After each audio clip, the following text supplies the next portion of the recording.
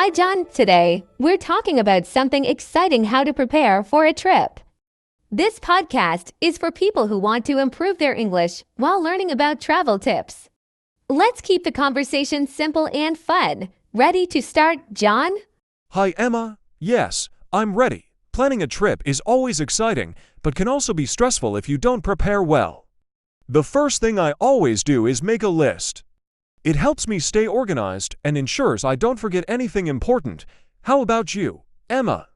That's a great idea, John. I also love making a list. It's helpful to write down things like clothes, documents, and toiletries. I usually start packing a few days before the trip to avoid rushing at the last minute. How do you choose what to pack, John? I think about the weather and the activities I'll do. If I'm going to a warm place, I pack light clothes, but if it's cold, I take warm jackets and boots. It's important to pack only what you need. Carrying too much makes traveling harder, don't you think? Absolutely. I try to keep my luggage light too. Another important thing is to check your documents. I always make sure my passport, tickets, and ID are ready and put them in a safe place. I even take photos of them on my phone just in case. Do you do that too, John? Yes, I do. It's a smart move. Losing your documents while traveling can be a nightmare. I also make sure to keep some extra cash in a different bag, just for emergencies. It's always good to have a backup plan, especially when you're in a new place. That's true. Another important thing is booking accommodation and transportation in advance. I usually check online for the best deals on hotels and flights. It's good to plan ahead so that everything is set before you leave. How do you plan your trips, John? I agree, Emma. Booking early saves time and money. I also like to research the place I'm going to. I read about local customs, foods, and interesting spots to visit. This way, I know what to expect and can enjoy my trip even more. Have you ever had surprises on a trip? Yes, I once went on a trip without checking the weather, and it rained the whole time. Now I always check the weather forecast and pack accordingly. I even carry an umbrella and some medicine, just in case. How do you prepare for unexpected things, John? I've had similar experiences. Now, I always carry a small first aid kit and pack for different weather conditions. It's better to be safe than sorry. I also make sure to know a few basic phrases in the local language. It helps when you need to ask for directions or order food. That's a great tip, John. Learning basic phrases like hello, thank you, and where is the restroom can make a big difference. I also like to download maps and important apps on my phone before the trip. It helps me stay connected and find my way around. Good idea. I do the same. Having an offline map is a lifesaver, especially when there's no internet. I also download entertainment for long flights, like music or movies. It's important to stay relaxed and enjoy the journey, not just the destination. Do you do that too, Emma? Yes, I love listening to music while traveling. It makes the trip more fun. Another thing I do is double-check my luggage for essentials like phone chargers, adapters, and snacks. These small things can make the trip a lot easier. What's something you never forget, John? I always make sure to carry a reusable water bottle. It helps me stay hydrated, and it's better for the environment. I also pack a travel pillow for long flights or bus rides. Comfort is key when you're traveling for hours. Do you have any final tips for travelers, Emma? My last tip would be to stay flexible. Sometimes things don't go as planned, and that's okay. Be ready for changes and remember to enjoy every moment of your trip. It's all part of the adventure. Well, I think that's a wrap for today's podcast. Any final words, John? I agree with you, Emma. Staying positive and flexible is important. Thanks for this great discussion about trip preparation. We hope our listeners found it helpful and fun. Don't forget to subscribe to our channel for more tips and English lessons. Safe travels, everyone. Hey, John, I just realized we didn't talk about insurance. Do you think it's important to have travel insurance for trips? I always get it just to be safe, What about you? That's a good point, Emma. I think travel insurance is a must, especially for international trips. It covers medical emergencies, lost luggage, and even trip cancellations. It gives you peace of mind knowing you're protected, even if something unexpected happens. Another important thing we didn't mention is vaccinations. Some countries require certain vaccines before you enter. I always check the health recommendations for the country I'm visiting.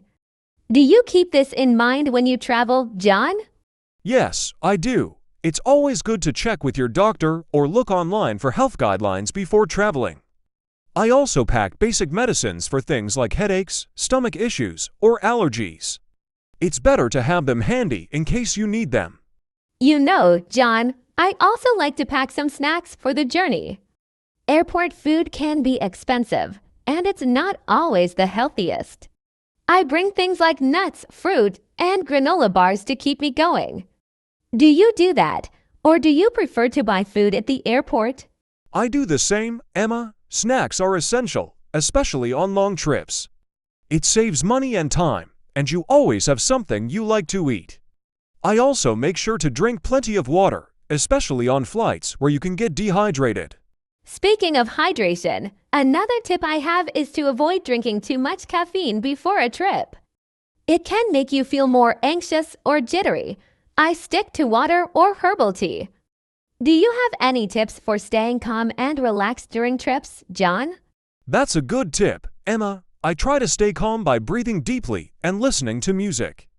I also stretch my legs every now and then, especially on long flights. Moving around helps reduce stress and keeps me comfortable throughout the trip. I've noticed that traveling can be stressful for some people. Do you have any tips for staying positive and stress-free while traveling? I always try to focus on the exciting parts of the trip, like exploring new places or meeting new people. I agree, Emma. Focusing on the fun helps reduce stress. I also remind myself that things don't always go perfectly, and that's okay. Staying calm and flexible makes the trip more enjoyable. And if something goes wrong, I try to see it as part of the adventure. Another thing I like to do before traveling is check my phone plan. International roaming can be expensive, so I always look for local SIM cards or affordable travel data plans. How do you stay connected while you're abroad, John? That's a great tip. I do the same.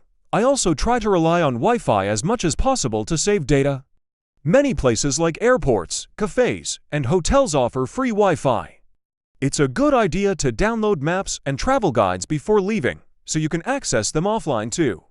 I also like to keep a travel journal. It helps me remember all the special moments and places I've visited. Plus, it's a great way to relax at the end of the day. Do you ever keep a journal when you travel, John? I do. Writing about my experiences helps me reflect on the trip and capture memories. It's nice to look back on later and relive the adventure. Taking pictures is fun too, but writing gives me a more personal way to remember the trip. Another thing I do is double-check my accommodation details, like the check-in time and directions to the hotel. I once arrived too early and had to wait hours to get my room. Now, I make sure everything is in order before I leave. How do you avoid such issues, John? That's a smart move, Emma. I always confirm my bookings a day or two before traveling, just to make sure everything is still on track. I also keep all my reservation details saved on my phone or printed out, so I have easy access to them when I need them. One more tip I have is to make sure someone at home knows your travel plans. I always share my itinerary with family or friends so they know where I'll be. It's a safety measure, just in case anything happens. Do you do that too, John? Yes, I always share my plans with family. It's a good idea to let someone know where you'll be, especially if you're traveling alone or to a remote place. It gives me peace of mind knowing that someone can reach out if needed. Well, John, I think we've covered a lot of great tips for preparing for a trip. It's been a fun and helpful discussion. Do you have any final words of advice before we wrap up? My final tip would be to stay open-minded and enjoy the journey. Traveling is about discovering new things, so embrace the unexpected. Thanks for the great chat, Emma. And to all our listeners, don't forget to subscribe to our channel for more helpful tips and English lessons.